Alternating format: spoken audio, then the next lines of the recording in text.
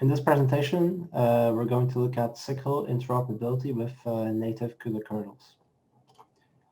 Our main learning objectives are learn how to invoke CUDA kernels from SYCL command groups, learn about the benefits of kernel interoperability, and finally, we're going to have a brief overview of how SYCL handles errors. So as we've seen in the previous presentation, the ability to invoke CUDA library functions from SYCL can be very beneficial for application developers. Arguably, however, calling existing CUDA kernels from SYCL is an even more useful feature.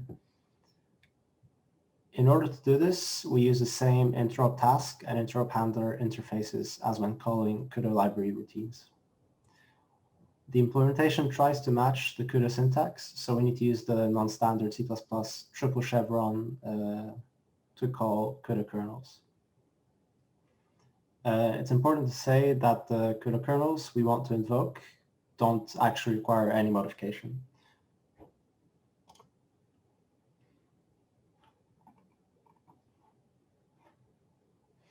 So invoking CUDA kernels from SYCL command groups involves a similar series of steps as invoking CUDA library functions. We need to invoke an interop task, retrieve the required native CUDA memory handles, choose the appropriate grid and block sizes, and finally invoke the CUDA kernel.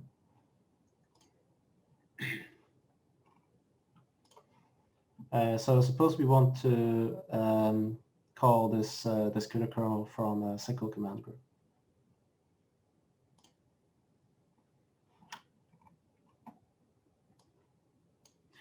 Once we have a queue submission command group with an accessor created, we can set up an interop task and handler. This is done in the same way as in the previous presentation. Next, we retrieve the native CUDA memory handle.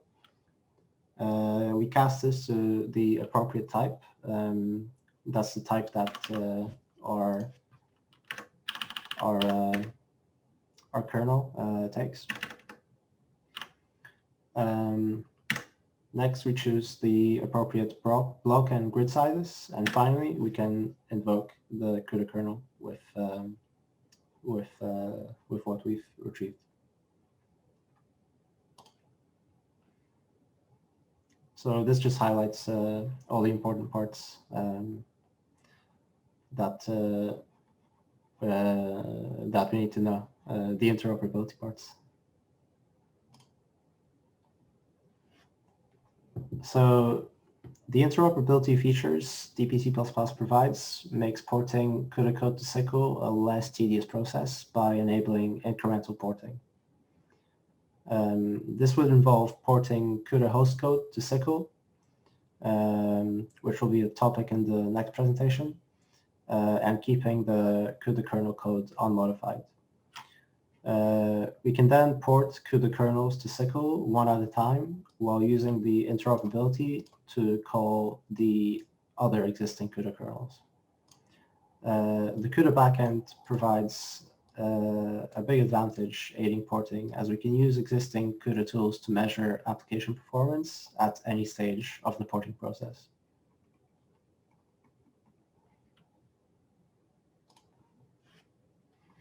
So now I'm going to give a brief overview of how error handling should be implemented in SYCL applications. While in CUDA, errors are handled by checking error codes returned from API calls. In SYCL, errors are handled by throwing exceptions and caching them. There are two kinds of SYCL errors. There's synchronous errors. These are thrown by the user thread. And there are asynchronous errors. These are thrown by the SYCL runtime. It's important to handle errors because if they're not handled, then the application can fail silently.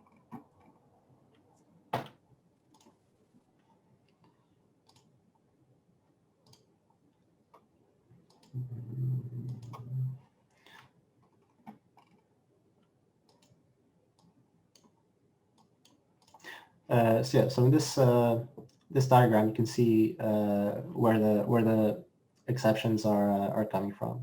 So the synchronous exceptions would be thrown by the SYCL interface SYCL API calls in the host thread, and then the asynchronous exceptions would be thrown by the runtime.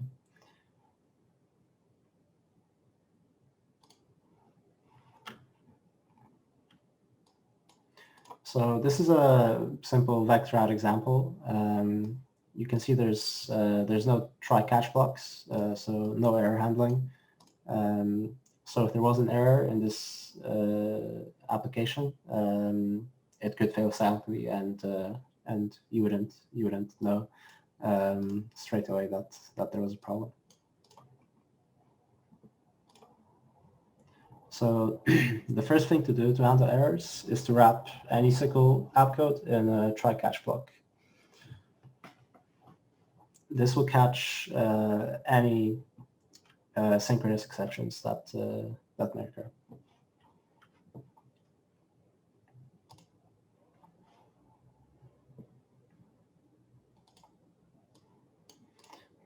In order to handle asynchronous exceptions, you have to provide what's called an async handler.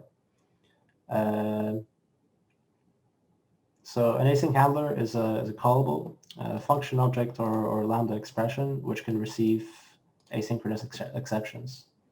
This happens when you call one of the queue's member functions throw asynchronous or wait and throw. The reason for having an async handler is when an exception is thrown by the runtime, this is often in another thread, which means that there's no way to communicate this to the user thread. So having a callable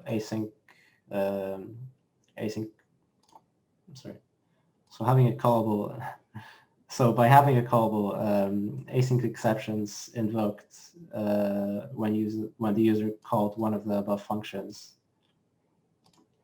Sorry. One second.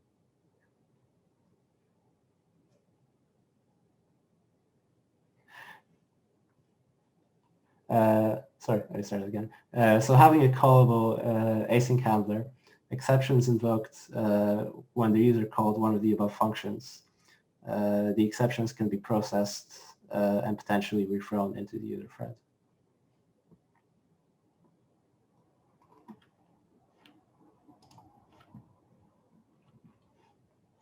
So an async handler must take as a parameter an exception list.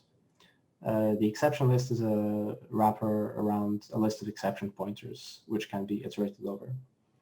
Exception pointers can then be rethrown by calling std rethrow exception. Once rethrown, a SYCL exception can provide information about the error. We can use the what member function to obtain a string with more details.